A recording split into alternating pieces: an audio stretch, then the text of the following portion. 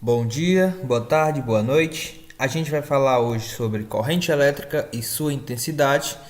Então, é um conteúdo de eletrodinâmica e a gente vai falar muito sobre eletricidade. E o que seria eletricidade? Eletricidade é uma forma de energia. É um fenômeno que é um resultado da existência de cargas elétricas. A teoria de eletricidade e seu inseparável efeito, o magnetismo, é provavelmente a mais precisa e completa de todas as teorias científicas.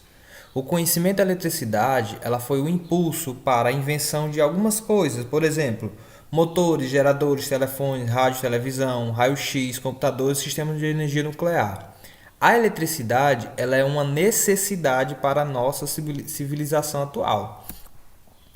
A eletrodinâmica, ela estuda as correntes elétricas, as suas causas e seus efeitos. As correntes elétricas desempenham um papel fundamental em nosso cotidiano. Corrente elétrica é um movimento ordenado, em ordem, de portadores de carga elétrica ao longo de um condutor, isto é um movimento que ocorre numa direção e num sentido definido. Perceba isso aqui que a gente está aqui um condutor sólido, isso aqui não está ordenado ainda, ok? Porque aqui é só o movimento dos elétrons livres. A gente vai ver que o movimento da corrente elétrica ele vai ter um sentido e uma direção bem definida. Os materiais existentes dividem-se em dois grandes grupos quanto à mobilidade dos portadores de carga elétrica. São os condutores e os isolantes. Condutores metálicos e o grafite são materiais que apresentam elétrons livres, que facilitam a mobilidade deles em seu interior, que é no caso dessa animação aqui. Soluções eletrolíticas são soluções que os portadores de carga elétrica são íons positivos e negativos. E também tem os gases ionizados, que são os portadores de carga elétrica. Eles podem tanto ter íons e também elétrons livres. Aí a causa da corrente elétrica, né?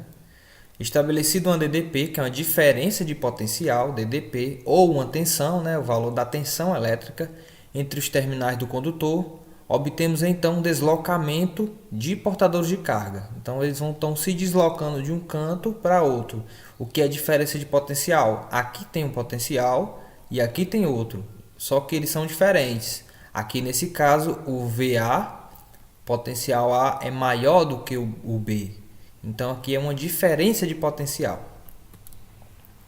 No caso dos condutores sólidos, os elétrons livres se deslocarão do menor para o maior potencial.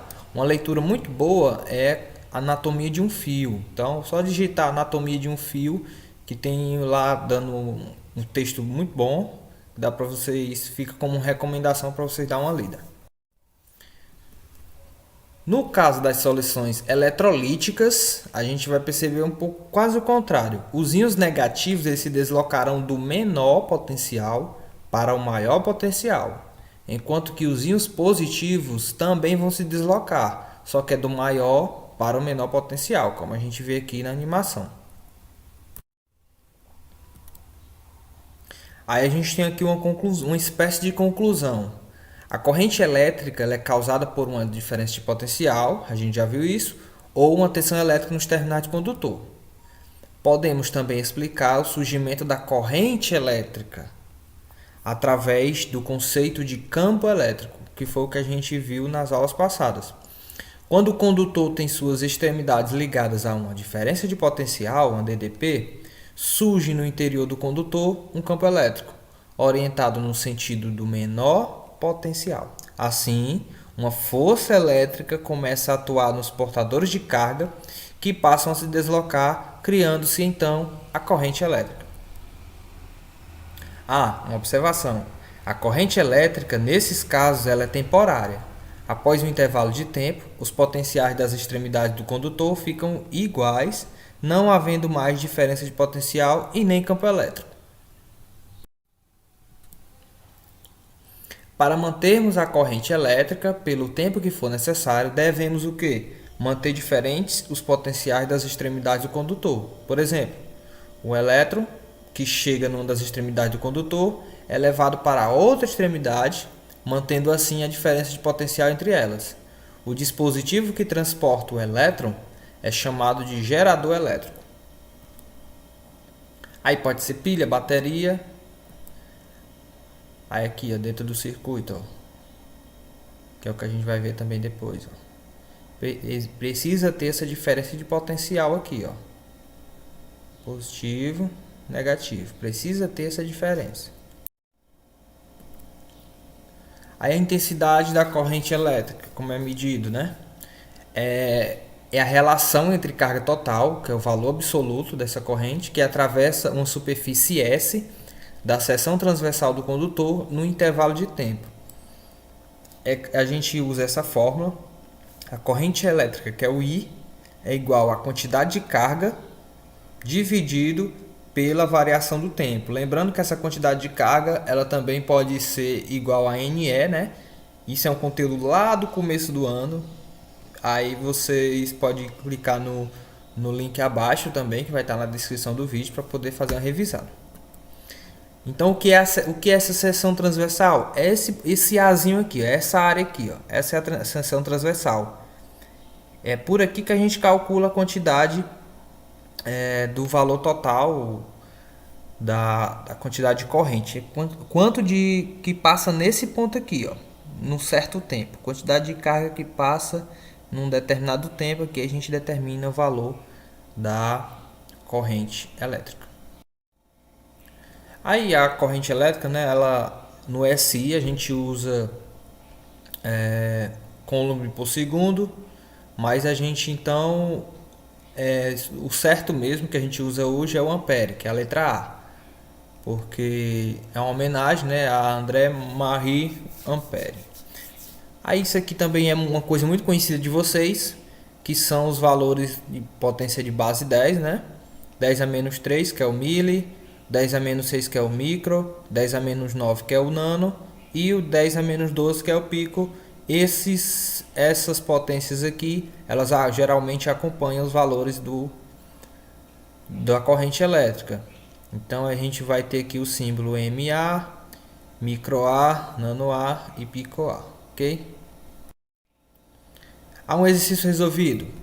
Por um fio condutor metálico, passam 2 vezes 10 a 2 elétrons durante 4 segundos.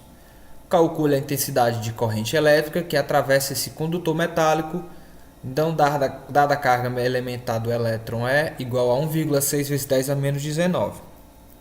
Então, a gente viu lá no slide passado que o I é igual à quantidade de carga dividido pela variação do tempo. A variação do tempo é 4. O valor da carga ele não dá, mas ele dá o que? Ele dá o número de elétrons e a carga elementar. Por quê? Porque isso aqui, ó, é igual a NE. Qualquer coisa, revisem no link abaixo. Então, o N é 2 vezes 10 a 2 e o E 1,6 vezes 10 a menos 19 e o tempo é 4. Substituindo tudo, então vai ficar 2 vezes 1,6, 10 a 20 vezes 10 a menos 19, tudo isso dividido por 4. Então eu vou ter 3,2 vezes 10 a 1 dividido para 4. Eu vou ter então 32 dividido para 4 é igual a 8. Beleza? Qualquer coisa volta e vê como é que eu fiz de novo. Continuando. O sentido da corrente. Inicialmente, nos condutores sólidos, pensava-se que a corrente elétrica era uma consequência do movimento das cargas positivas. Dessa forma, o sentido da corrente seria do potencial maior para o menor. Isso se chama de sentido convencional. O sentido real da corrente elétrica é o contrário, né? Ele vai do menor para o maior. Porém, o que a gente vai usar realmente é o sentido convencional. A gente vai usar o sentido convencional, a gente vai usar como referência esse sentido aqui, ó, do maior para o menor, ok? Mais ou menos assim, ó. Vocês percebem aí que tanto ele está indo como ele está vindo, depende do que vocês, ponto de vista de vocês, ó. Então, o sentido real é do menor para o maior. E o sentido convencional, que é o que a gente vai usar, é do maior para o menor. Uma característica da corrente é que quando ela encontra-se um nó, isso aqui é um nó, tem um fio, a corrente está passando por este fio, quando ela se encontra um nó, que é onde o fio vai se dividir, essa corrente ela é dividida, mas ela chega lá do outro lado, se tivesse outro nó aqui emendando eles, elas iam se somar de novo. Então sempre que elas estiverem no circuito, quando estiver trabalhando no circuito, lembrem-se disso, que a corrente ela vai se dividir, vai dividir o valor dela por esses fios. Aí existem dois tipos de correntes. Existe a corrente no sentido contínuo e o alternado. Quando a intensidade da corrente e o sentido do deslocamento permanecem constantes, chamamos essa corrente de corrente contínua constante. Essa corrente é gerada por pilhas e baterias. Então tá aqui, ó. Quando tiver nesse formato aqui, ó, ela é contínua, ok? Ainda dentro da contínua, tem a contínua pulsante, né? Que quando o sentido permanece constante, mas a intensidade passa por variações. Então, ela será chamada de contínua, porém ela é pulsante. Existe a diferença na alternada. Quando o sentido da corrente alterna e a intensidade varia entre o máximo e o mínimo, então ela será chamada de alternada, corrente alternada. Ela é gerada por, no caso, a nossa energia que a gente tem em casa, né, que é a energia que vem de hidrelétricas. Uma propriedade importante. No gráfico I vezes T, a intensidade da corrente vezes o tempo, o cálculo da área da figura sobre a linha do gráfico é numericamente igual ao módulo da carga elétrica, que atravessa a seção transversal do condutor num certo intervalo de tempo, que era o esperado, né? Já que é a quantidade que passa por aquela seção. Os efeitos da corrente elétrica. Existe o efeito térmico, que é o que a gente chama de Joule, né? Efeito Joule, que é quando a corrente passa por determinados materiais, eles vão ser, essa energia vai ser transformada em energia térmica. Então, quando os elétrons livres são acelerados no interior dos condutores, eles colidem com os átomos do material. Essas colisões transferem energia, fazendo com que esses átomos aumentem sua vibração. Essa situação, macroscopicamente, é evidenciada pelo aumento de temperatura do condutor, gerando calor, né? Esse efeito também é conhecido como efeito Joule. Ele pode acontecer em vários equipamentos: chuveiros elétricos, ferros elétricos, fusível, secador de cabelo, chapinha, lâmpada. Isso aí a gente vai ver mais detalhado quando a gente estiver falando sobre resistores. Outro efeito é o efeito químico. Uma corrente elétrica atravessa uma solução de ácido sulfúrico, por exemplo, e observamos a formação de gases, no caso oxigênio e hidrogênio, no cátodo e no ánodo. A corrente produz uma ação nos elementos da substância. Um exemplo também muito conhecido que a gente usa na galvanoplastia, que é você pegar, no caso aqui, ó, você pega um anel de alumínio, você quer revestir ele de ouro, coloca ele numa substância, solução de nitrato de ouro, você pega aqui um ánodo, coloca aqui produz uma corrente elétrica nesse sistema aqui e faz com que o ouro ele se ligue aqui nesse alumínio, ele fica em cima, que são os banhados a ouro, né, digamos assim, né? Revestir aqui ele ouro. Então eles ficam presos graças a todo esse sistema aí.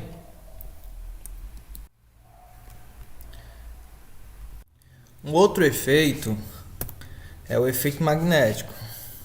Esse efeito magnético ele ocorre quando a corrente ela percorre dentro tá aqui no circuito, né? Se você aproximar algo magnético, por exemplo, uma bússola, essa bússola vai sofrer um efeito dessa corrente. Então, isso é um efeito magnético. Existe o efeito luminoso, né? Que é o que a gente usa todo dia. O efeito luminoso é uma consequência do efeito Joule. Após o condutor ser aquecido, ele então emite ondas eletromagnéticas dentro do espectro da luz visível. Existe também o efeito fisiológico. É interessante que vocês possam dar uma pausa aí, se vocês quiserem ler as informações, mas vai ter um exercício para vocês resolverem. Lá tem algumas informações, mas se vocês quiserem complementar essas informações com esse texto, vocês podem pausar e dar uma lida. Então, por que que ocorre o choque? Então, aqui é a mesma coisa, vocês dão uma pausa e leem lá em casa. Então, os valores aproximados de corrente e danos que causam, né? Junto com as informações do livro de vocês e com esse do vídeo. Então, de 1 miliampere a 10 miliampere é apenas um formigamento. A gente sente quando a gente leva um choque. Se for 10 miliampere a 20 miliampere, a gente vai sentir dor e forte formigamento. O formigamento é quando a corrente está percorrendo, né, nas nossas veias, no nosso sistema nervoso.